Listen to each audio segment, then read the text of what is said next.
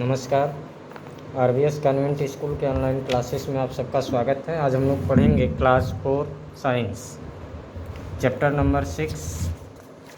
नाम है चैप्टर का एयर, वाटर एंड वेदर, हवा, जल और मौसम। Hot, cold, humid, rainy, cloudy, windy, all these describe the different condition of the atmosphere around अस। गर्म, सर्द, नमी, बरसात, बादल, हवा, ये सब हमारे आसपास के वातावरण की स्थिति का अलग अलग वर्णन करते हैं। दिस इज़ कॉल्ड वेदर, इसे वेदर कहा जाता है। The weather is the condition of the atmosphere around us. Weather हमारे आसपास के वातावरण की स्थिति होती है। We know weather change from day to day, हम जानते हैं कि मौसम दिन प्रतिदिन बदलता है। Sometime it changes from hour to hour, कभी कभी यह घंटे घंटे पर भी बदलता है। Change in weather are due to sun, मौसम में परिवर्तन सूर्य के कारण होता है। The heat of the sun causes winds to blow and also causes change in the state of water. मौसम सूर्य की गर्मी की वजह से हवा चलती है और पानी की स्थिति में परिवर्तन भी होता है। Change in the state of air and water cause changes in weather. हवा और पानी की स्थिति में परिवर्तन के कारण मौसम में परिवर्तन होता है। The sun and the movement of earth play an important role in the change in weather. सूर्य और पृथ्वी की गति मौसम के परिवर्तन में एक महत्वपूर्ण रोल अदा करते हैं। We know that earth moves around the sun, हम जानते हैं कि पृथ्वी सूर्य के चारों ओर घूमती है। This movement is called revolution, इस मूवमेंट को रिवोल्यूशन बोला जाता है। The earth is also tilted on its axis, पृथ्वी अपनी एक्सिस पर, अपनी धुरी पर झुकी हुई है। पृथ्वी का जो भाग सूर्य के सामने पड़ता है वहाँ पर लंबे और गर्म दिन होते हैं और वहाँ गर्मी पड़ती है। और पृथ्वी का जो भाग सूर्य से दूर है वहाँ के दिन छोटे और ठंडे होते हैं, इसलिए वहाँ सर्दी रहती है। इस प्रकार revolution of the earth causes change in the season. पृथ्वी की जो रिवोल्यूशन है इसकी वजह से सीजन चेंज होता है। The earth also moves on its axis, पृथ्वी अपनी धुरी पर भी घूमती है। दिस इज कॉल्ड रोटेशन, इसे रोटेशन कहा जाता है। Revolution causes change in seasons, revolution की वजह से मौसम परिवर्तन होता है, जबकि रोटेशन की वजह से दिन रात चेंज होते हैं। सन काजेज दी विंड, सूर्य की वजह से हवा चलती है। The movement of wind is affected by the heat of the sun, हवा की गति सूर्य के गर्मी के कारण प्रभावित होती है। When the air gets heated up, जब हवा गर्म होती है सूर्य के कारण तो यह हल्की हो जाती है और फैलती है। The cooler air flows down to same time and takes it place, ठंडी हवा उसी समय बहती है और इसका स्थान ग्रहण करती है। Cooler air flowing in is called the wind, बहती हुई ठंडी हवा को विंड बोला जाता है। So the sun causes wind to blow, इसलिए सूर्य की वजह से हवा चलती है। Sun causes change in the state of water, सूर्य की वजह से पानी की स्थिति में भी परिवर्तन होता है। Sun also causes humidity and rain, सूर्य की वजह से नमी और बरसात भी होती है। The amount of water vapour in air is called humidity, हवा में पानी की मात्रा को ह्यूमिडिटी कहा जाता है। We know that cloud bring us rain, हम जानते हैं कि बादल वर्षा लाते हैं। The heat of sun changes water into water vapour, सूर्य की गर्मी पानी को जलवाष्प में बदलती है। This water vapour rises and forms cloud, ये जलवाष्प ऊपर उठते हैं और बादल बनाते हैं। When clouds become too heavy, जब यही बादल ज़्यादा वजनी हो जाते हैं बरसात के रूप में नीचे गिरते हैं। Water vapours fall as snow, when atmosphere is extremely cold, जब वायुमंडल ज़्यादा ठंडा हो जाता है उस समय यही वाटर वेपर बर्फ़ के रूप में गिरता है। Air is all around us, air हमारे चारों तरफ है। It is mixture of gases, यह गैसों का मिक्सचर है। Air also contain water and dust, हवा में वाटर और डस्ट भी होता है, पानी और धूल। Our earth is surrounded by a blanket of air is called the atmosphere, हमारी पृथ्वी हवा के एक आवरण से घिरी हुई है जिसे एटमॉस्फेयर वायुमंडल बोला जाता है। Moving air is called wind, चलती हुई हवा को विंड बोला जाता है। Fast and strong wind can cause a storm, तीव्र हवा के कारण तूफान आ सकता है। Sea and land breeze, land and water do not absorb or lose the same amount of heat in the same period of time, जो land और वाटर है ये एक ही समय में गर्मी को एब्जॉर्ब नहीं करते या समाप्त नहीं करते, मतलब एब्जॉर्ब करने में भी अलग अलग टाइम लगाते हैं और लूज करने में भी अलग अलग टाइम लगाते हैं। The difference gives rise to a land breeze, यही जो डिफरेंस है इसी की वजह से लैंड ब्रिज, रात में लैंड ब्रिज होता है और दिन में सी ब्रिज होता है। लैंड ब्रिज मतलब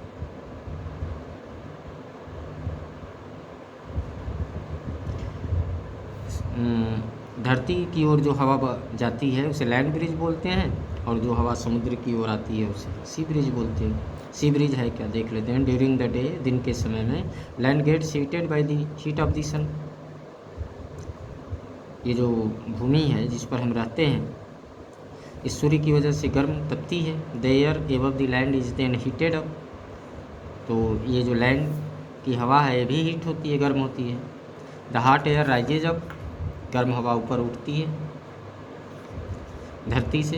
and the cooler air forms the sea flows, और ठंडी हवा समुद्र से इसका स्थान ग्रहण करने के लिए आती है। This is known as sea breeze, तो उसे हम सी ब्रिज बोलते हैं, यानी समुद्री हवा।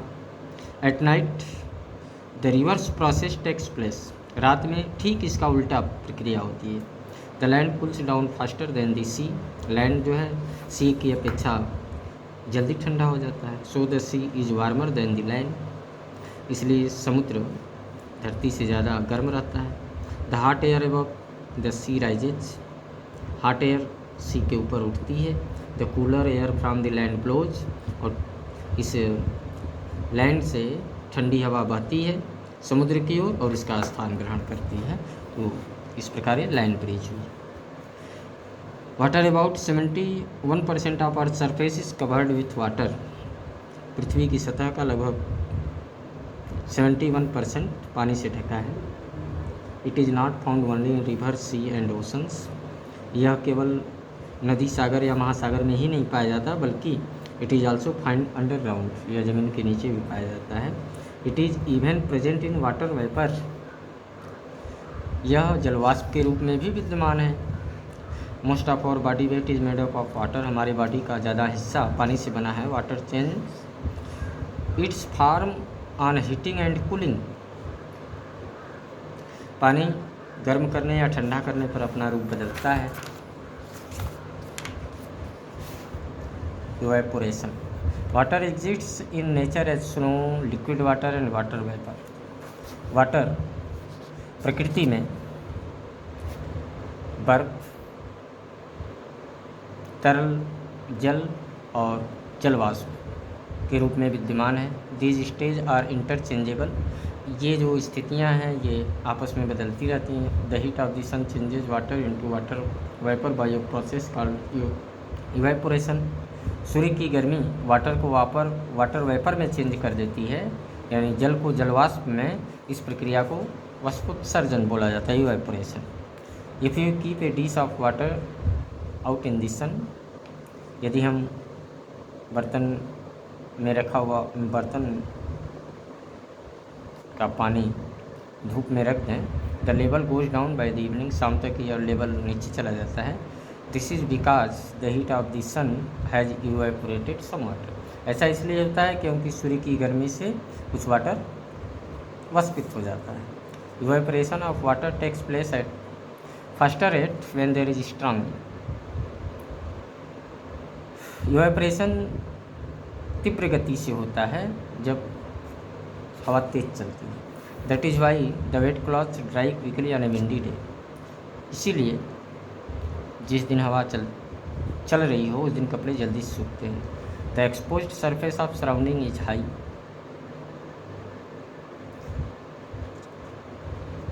आसपास का जो एक्सपोज्ड खुला हुआ सरफेस भी की वजह से भी ज़्यादा इवेपोरेशन होता है। That is why wet clothes dry quickly on a sunny day.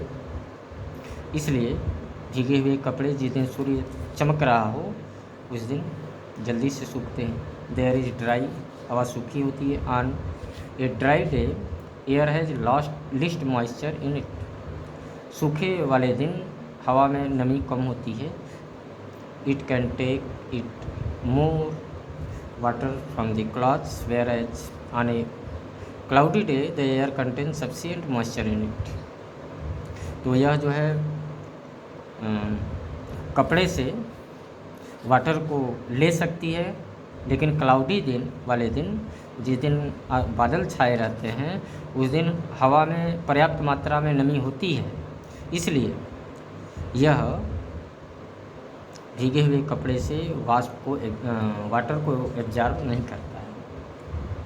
Water vapour goes up in the atmosphere and forms clouds. Water vapour atmosphere में जाता है और बादल बनता है। This clouds fall on the earth as rain. ये बादल धरती पर रेन के रूप वर्षा के रूप में बाहर आते हैं।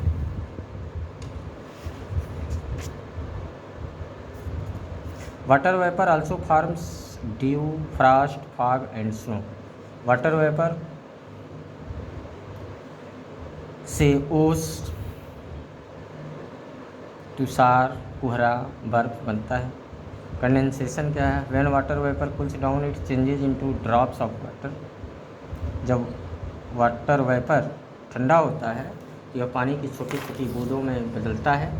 This is called condensation. इसे कंडेंसेशन बोला जाता है। इन nature the water vapour condenses into water in many ways. प्रकृति में वाटर वेपर कई तरीके से कंडेंसेस होता है। Clouds, dew, fog, frost and snow are all example of the condensation. यानी ये सब जो बादल का बनना, ओस, कोहरा, तुषार, बर्फ, ये सब कंडेंसेशन के एग्जाम्पल हैं। Due, when water vapour condenses on cold objects like grass in the field, due is fall. जब वाटर वेपर ठंडी वस्तुओं पर जैसे कि घास पर जमता है, यानी जल वाष्प के रूप में जल की छोटी छोटी बूंदों का रूप धारण करता है, तो इसे ओस कहते हैं या ये ओस का रूप ले लेता है। Fog, during winter water vapour condenses on dust particles. जाड़े के दिनों में वाटर वेपर जो है ये धूल के कणों पर कंडेंसेस हो जाता है जो कि हवा में विद्यमान रहते हैं, और इससे जो है ग्राउंड के बहुत ही नज़दीक एक बादल बनता है। इसे फॉग बोलते हैं, कोहरा बोलते हैं। When the weather is foggy, जब ये वेदर कोहरा वाला होता है, we can not see even nearby things very clearly. तो हम नज़दीक की वस्तुओं को भी बड़े स्पष्टता से नहीं देख पाते हैं। सुनो, when water vapour फ्रीजेज in air, जब वाटर वेपर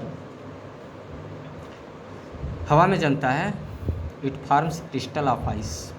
तो इससे जो है आइस का रूप लेता है और इसे स्नो बोला जाता है, बर्फ बोला जाता है। First, when it is very cold, जब बहुत ठंडा होता है, द ड्यू और surface water freezes into tiny white crystals.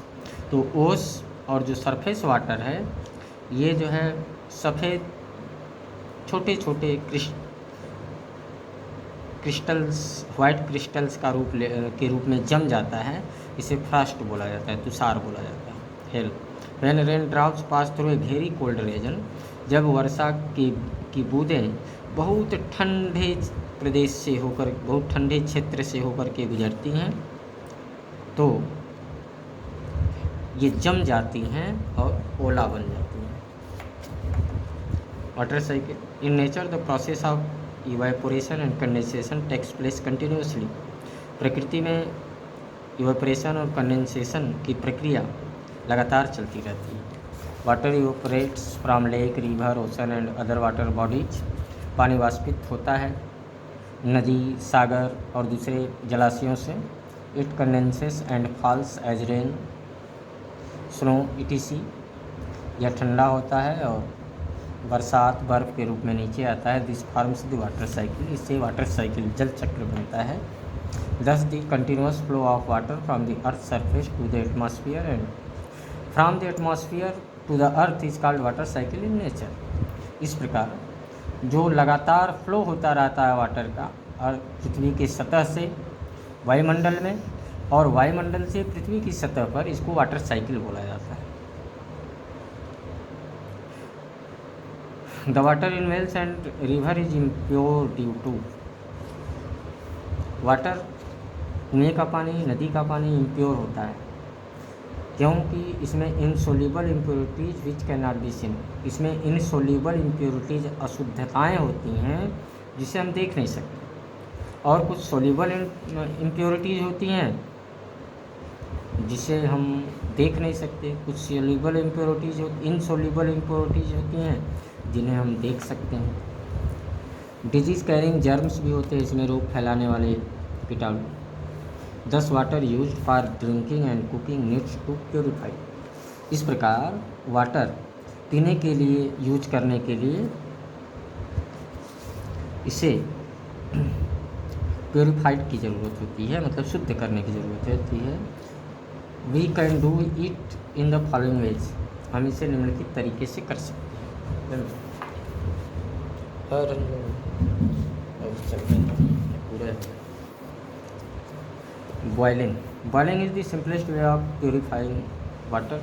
Boiling जो है पानी को शुद्ध करने का एक सबसे साधारण तरीका है। Boiling water for at least 2 minutes kills the germs in it. उबलता हुआ पानी कम से कम मिनटों तक जर्म्स को मार डालता है। Boiled water should be stored in clean and कोर्स्ड pots और बॉटल्स। इस उबले हुए पानी को साफ बर्तन या बॉटल में स्टोर करना चाहिए। Sedimentation and decomposition to separate insoluble impurities.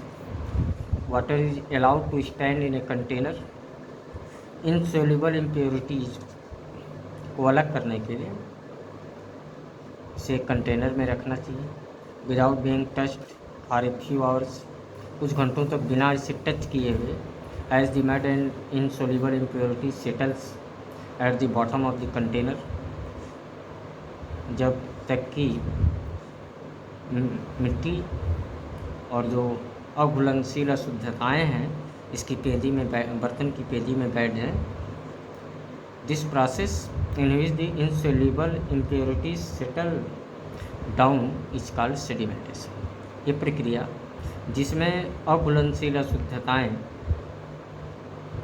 नीचे बैठ जाते हैं इसे सेडिमेंटेशन बोला जाता है। The water is poured out very gently without disturbing the settled impurity. ये जो नीचे बैठी हुई अशुद्धताएँ उनको बिना डिस्टर्ब किए हुए पानी को आराम से पोर किया जाता है, उड़ेला जाता है। और the process in which the water is gently poured after sedimentation. और सेडिमेंटेशन के बाद वाटर को जो आराम से दूसरे बर्तन में उड़ेलने की जो प्रक्रिया है इसे डिकॉन्टेशन बोला जाता है। डिकॉन्टेड वाटर में still have a lot of impurities. Decanted water में भी, इस उड़ेले गए पानी में भी बहुत सारी अशुद्धताएँ हो सकती हैं।